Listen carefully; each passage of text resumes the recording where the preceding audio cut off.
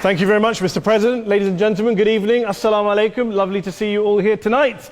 We are having a very entertaining night, are we not? With some very interesting things being said from the other side of the house tonight.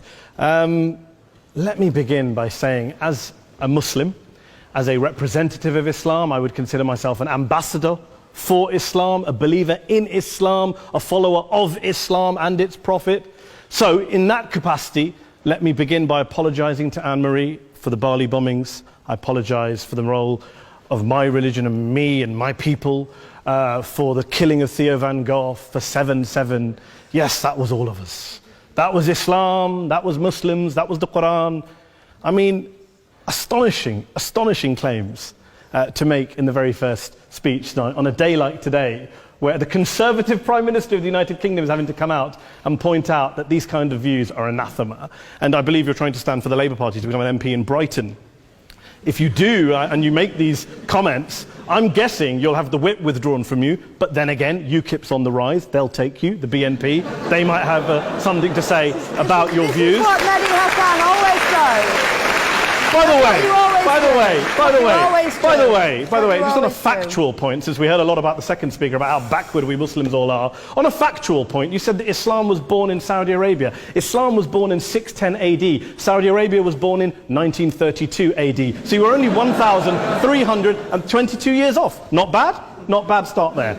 Talking of maths, by the way, a man named Al-Khwarizmi was one of the greatest mathematicians of all time, a Muslim, worked in the golden age of Islam. He's the guy who came up with not just algebra, but algorithms. Without algorithms, you wouldn't have laptops. Without laptops, Daniel Johnson tonight wouldn't have been able to print out his speech in which he came to berate us Muslims for holding back the advance and intellectual achievements of the West, which all happened without any contribution from anyone else other than the Judeo-Christian people of Europe. In fact, Daniel David Levering, the author of the Pulitzer Prize-winning historian and author of The Golden Crucible, points out that there would be no Renaissance, there would be no Reformation in Europe without the role played by Ibn Sina and Ibn Rushd and some of the great Muslim theologians, philosophers, scientists in bringing Greek texts to Europe. As for this being our university, I will leave that to the imagination as to who is our and who is there. I studied here too. An astonishing set of speeches so far making this case tonight. A mixture of just cherry-picked quotes, facts and figures, self-serving, selective, a farrago of distortions, misrepresentations, misinterpretations, misquotations. Daniel talked about my article in the New Statesman, which got me a lot of flack, where I talked about the anti-Semitism that is prevalent in some parts of the Muslim community, which indeed it is. Of course, I didn't say in that piece that it was caused by the religion of Islam. In fact, modern anti-Semitism in the Middle East was imported from, finish the sentence, Judeo-Christian Europe, where I believe some certainly bad things happened to the Jewish people. In fact, Tom Friedman, Jewish-American columnist in the New York Times, told me in this very chamber last week that he believed, had Muslims been running Europe in the 1940s, 6 million extra Jews would still be alive today. So I'm not going to take lessons in anti-Semitism from someone who's here to defend the Judeo-Christian values of a continent that murdered 6 million Jews. Moving swiftly on. Yes. Absolutely. Well, I'm about to make that point. No, I'm about to make that point. You're right. I agree with you 110%. That is my point. I don't think Europe is evil or bad. I'm a very proud European. I don't want to judge Europe on that basis, but if we're going to play this gutter game where we pull out the Bali bombing and we pull out examples of anti-Semitism in the Islamic community, then of course I'm going to come back and say, well, hold on. I mean, look, let's be very clear. Daniel here was a last-minute replacement for Douglas Murray, who had to pull out. And Douglas and I have a well-documented differences, but to be fair to Douglas, as to be fair to Anne-Marie and to Peter, atheists. Atheists see all religions as evil, violent, threatening. What the problem I have with Daniel's speech is that Daniel comes here to run this robust defense of Christianity, forgetting that his fellow Christians, people who said they were acting in the name of Jesus, gave us the Crusades, the Spanish Inquisition, the anti-Jewish pogroms, European colonialism in Africa and Asia, the Lord's Resistance Army in Uganda, not to mention countless arson and bomb attacks on abortion clinics in the United States of America to this very day. I would like a little bit of humility from Daniel first before he begins lecturing other communities and other faiths on violence, terror and intolerance. But, no thank you. get some water. Get some water. But I would say this, to address the gentleman's very valid point here, I'm not going to play that game. I don't actually believe that Christianity is a religion of violence and hate because of what the LRA does in Uganda or what Crusaders did to Jews and Muslims in Jerusalem when they took back the city in the 12th or 13th or whatever century it was.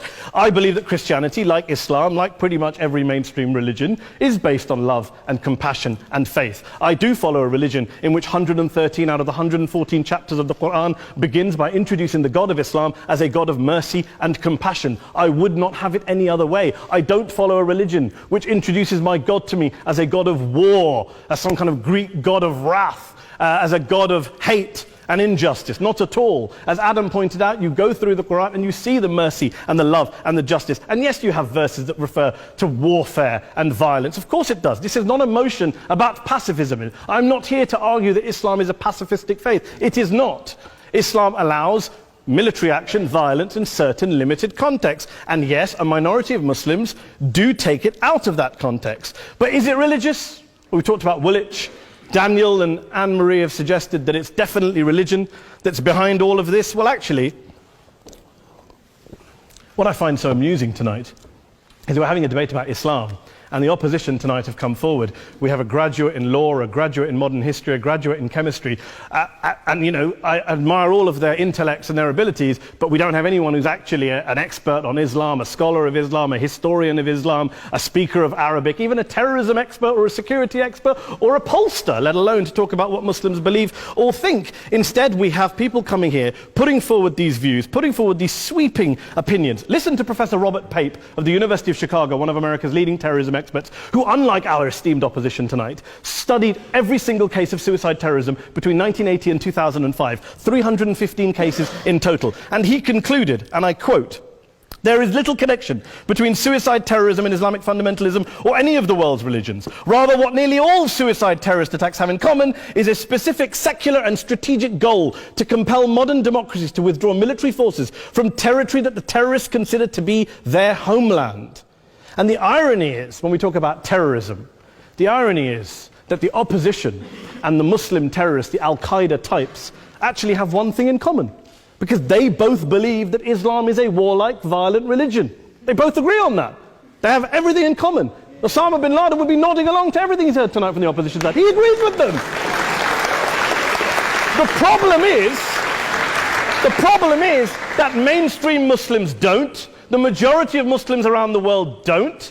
In fact, a gentleman here started quoting all sorts of polls. Gallup carried out the biggest poll of Muslims around the world, of 50,000 Muslims in 35 countries. 93% of Muslims rejected 9/11 and suicide attacks. And of the 7% who didn't, they all, when polled and focus grouped, cited political reasons for their support for violence, not religious reasons. And as for Islamic scholars and what they say, well, Daniel talks about our University of Oxford. We'll go down to Oxford Centre for Islamic Studies, get hold of a man named Sheikh Afifi al-Akiti, who is a massively well-credentialed and well-respected Islamic scholar, who has studied across the world, who in the days after 7/7 published a fatwa denouncing terrorism in the name of Islam, calling for the protection of all non-combatants at all times, and describing suicide bombings as an innovation with no basis in Islamic law. Go and listen to Sheikh Tahir al-Qadri, one of Pakistan's most famous Islamic scholars, who published a 600-page fatwa condemning the killing of all innocents and all suicide bombings unconditionally without any ifs or buts.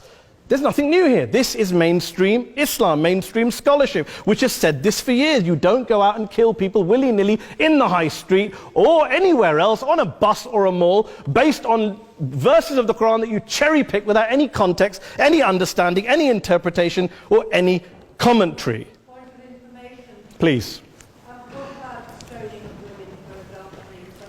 Well, it doesn't happen apparently.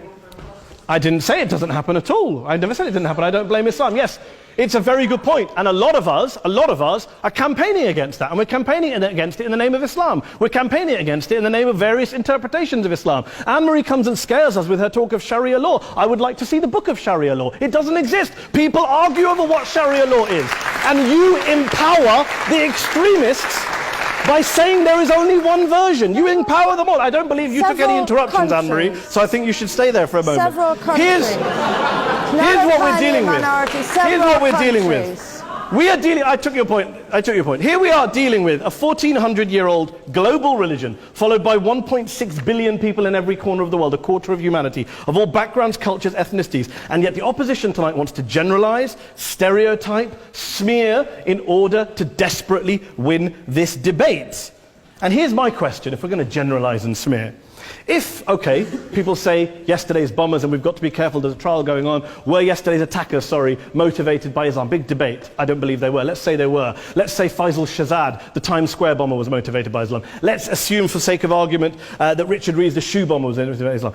If Islam is responsible for these killings, if Islam is what is motivating these people, and Islam is therefore not a religion of peace, a religion of war, then ask yourself this question: why aren't the rest of us doing it? Why is it such a tiny minority of Muslims are interpreting their religion in the way that the opposition claim they are? Let's assume there are 16,000 suicide bombers in the world. There aren't. Let's assume there are for the sake of argument. That's 0.001% of the Muslim population globally. What about the other 99.99% of Muslims who the opposition tonight either ignore or smear? The reality is that the rest of us aren't blowing ourselves up tonight. The reality is that the opposition came here tonight not worried about the fact that me and Adam might pull open our jackets and blow ourselves up tonight because we're followers of a warlike warrior religion which wants to take over Europe and Daniel's university. The issue is this. The issue is this. Unless the opposition can tell us tonight, and Peter Atkins is here, one of our great atheist intellectuals, can tell us tonight, can answer this question tonight: why don't the vast majority of Muslims around the world behave as violently and aggressively as a tiny minority of politically motivated extremists? Then they might as well give up and stop pretending they have anything relevant to say about Islam or Muslims as a whole. Ladies and gentlemen, let me just say this to you. Think about what the opposite of this motion is.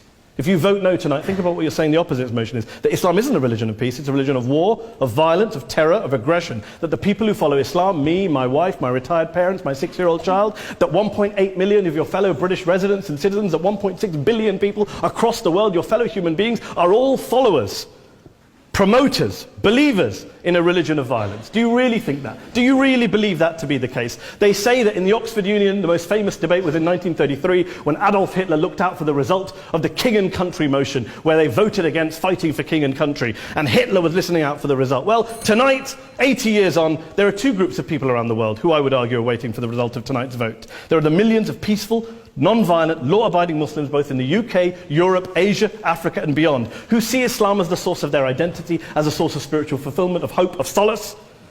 And there are the phobes, the haters, the bigots out there who want to push the clash of civilizations, who want to divide all of us into them and us and ours and their.